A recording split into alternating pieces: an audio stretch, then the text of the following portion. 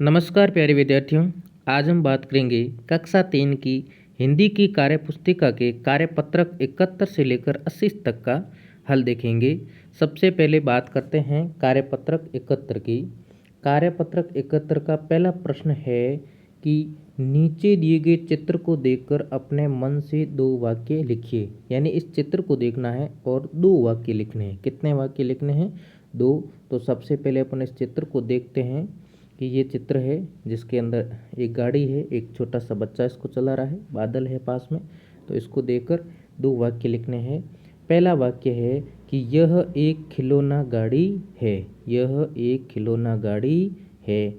दूसरा है कि एक छोटा बालक इसे चला रहा है। एक छोटा बालक इसे चला रहा है। तो ये 2 वाक्य बन गए।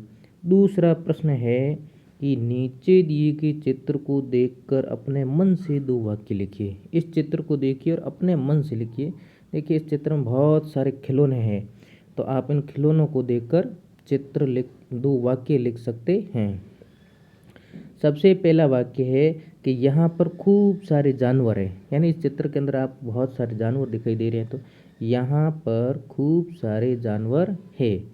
ये जानवर कोई बैठक कर रहे हैं। ऐसा लग रहा है कि ये जानवर कोई बैठक कर रहे हैं। तो इस प्रकार से 2 वाक्य हो गए और कार्यपत्रक 71 पूरा हो गया।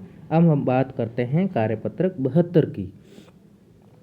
कार्यपत्रक 72 में पहला प्रश्न है कि नीचे दिए गए चित्र को देखकर 4-5 वाक्य लिखिए। यानी इस चित्र को देखना है और 4-5 वाक्य लिखना है। तो ये देखिए चित्र, एक व्यक्ति खड़ा है, गुब्बारे, बहुत सारे गुब्बारे इसके हाथ में, एक छोटा सा लड़का है, इसको ये एक गुब्बारा दे रहा है। तो इसको अपन देखकर वाक्य लिख सकते हैं। इसमें एक गुब्बारे बेचने वाला है। इसमें एक बालक गुब्बारे खरीदना चाहता है। गुब्बारे वाले के पास बहुत सारे गुब्बारे हैं। उस आदमी ने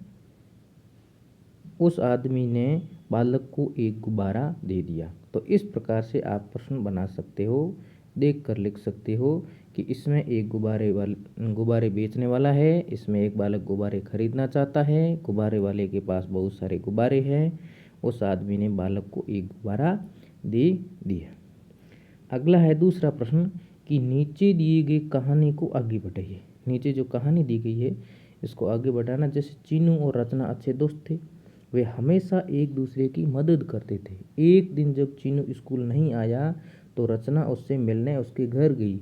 उसने देखा कि चीनू को बुखार आया था। चीनू विद्यालय को काम को लेकर बहुत चिंतित था। रचना ने चीनू को कहा कि तुम पहले ठीक हो जाओ, मैं तुम्हारे कार्य करने में मदद करूंगी। तो इस प्रकार से इस कहानी को आप आगे बढ़ा सकते हो और लिख सकते हो। अगला है कार्यपत्रक 73। कार्यपत्रक 73 का पहला प्रश्न है कि नीचे लिखी कविता को ध्यान से पढ़कर दिए गए प्रश्नों के उत्तर लिखिए। यानी इस कविता को पढ़ना है और नीचे प्रश्न है उनके उत्तर देने हैं। तो अपन प्रश्नों के उत्तर की बात करते हैं। पहला प्रश्न है कि कविता में बात की गई है। कविता में किसकी बात की गई? बच्चों की, झंडे की, राखी की या दीपावली? तो इसमें झंडे की बात की गई है। ख उत्तर सही होगा, झंडे की। दूसरा है कि झंडे में रंग होते हैं। तो झंडे में 3 रंग होते हैं। कितने रंग होते हैं? 3 रंग होते हैं। ग उत्तर सही होगा। तीसरा प्रश्न है कि हमारे झंडे का क्या नाम है? तो हमारे झंडे का नाम है तिरंगा झंडा। क्या नाम है? तिरंगा झंडा। चौथा प्रश्न है कि आप स्कूल में झंडा कब कब फहराते हैं? तो 26 जनवरी और 15 अगस्त को, यानी कि स्वतंत्रता दिवस और गणतंत्र दिवस के ऊपर झंडा फहराते हैं। पांचवा है कि ऊपर दिए गए झंडे में रंग भरिए। तो ऊपर जो झंडा दिया गया है इसके अंदर आपको क्या करना है? रंग भरना है। जैसे कि ऊपर केसरिया रंग आएगा, बीच में सफ़ेद रहेगा और उसके बाद में सबसे लास्ट में हरा आएगा। कौन सा आएगा? हरा रंग आएगा। अब अगला है कार्यपत्रक 74। कार्यपत्रक 74 है कि नीचे लिखे गद्यांश को पढ़कर दिए गए प्रश्नों के उत्तर लिखिए। मनुष्य अपने रहने के लिए घर बनाता है। घर कई प्रकार के होते हैं। शहरों में अधिकतर पक्के घर होते हैं। गांवों में कच्चे पक्के घास फूस के घर होते हैं। घास फूस के घरों को झोंपड़ी कहते हैं। गांवों में पालतू पशुओं के रहने की जगह को बाड़ा कहते हैं। क्या कहते हैं? बाड़ा। अब अपन प्रश्नों के उत्तर देते हैं।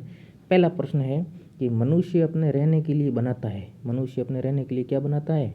घर बनाता है। मनुष्य क्या बनाता है? घर बनाता है।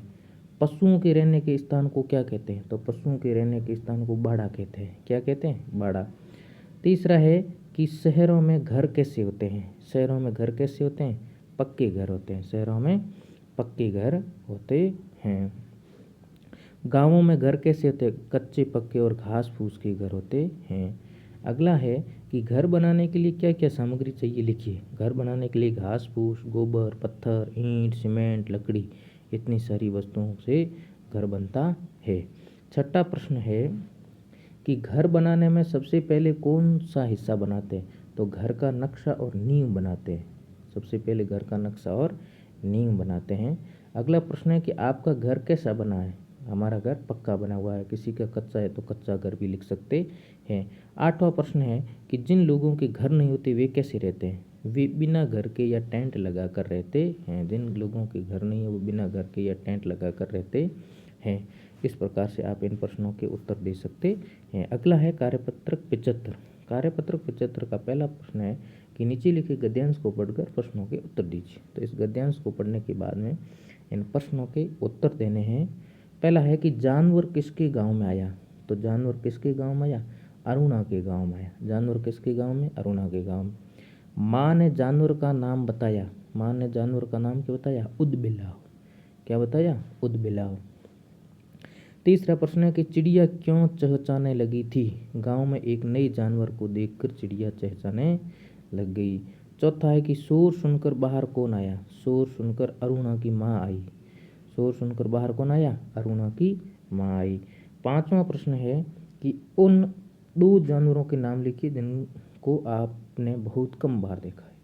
तो एक शेर है, बाघ है, या हाथी का भी लिख सकते हो, जो आपने सबसे कम देखा है। फिर है अपनी पसंद के जानवर का चित्र बनाइए। तो यहाँ पर आप अपनी पसंद के जानवर है उसका चित्र बना सकते हैं। अगला है कार्यपत्रक 76। कार्यपत्रक 76 का पहला प्रश्न है कि नीचे दी गई वर्ग पहली में कई शब्द छुपे हुए हैं, उन्हें ढूंढकर लिखिए। कई शब्द छिपे हुए हैं तो आप देख सकते हैं यहाँ पर जो गोला बनाया गया है, पतंगा, होलिका, चूहा, लड़की, दिवाली, केला, बकरी, नारी, जूता, मीरा। इस प्रकार से आप इनका लिख सकते हैं। अगला है दूसरा प्रश्न कि नीचे दी गई वर्गफली में कई शब्द उन्हें भी ढूंढकर लिखने हैं। तो यहाँ पर भी शब्दों को लिखना है। जैसे यहाँ पर ये लिखा हुआ है, अंगूर लिखा हुआ है, और उसके बाद में यहाँ देखो गूगल लिखा हुआ है, यहाँ रबड़ लिखा हुआ है, यहाँ जहाज लिखा हुआ है। तो अंगूर, रबड़, नल, जहाज, गूगल, निडर, लड़का, मगन, कमल, रस, मगर। इस प्रकार से लिख सकते हैं। अगला है कार्यपत्रक 77। कार्यपत्रक 77 का पहला प्रश्न है कि नीचे दी गई वर्ग पहली से अधिक शब्द ढूंढकर लिखने हैं। तो इसी वर्ग पहली में अधिक से अधिक शब्दों को ढूंढना है।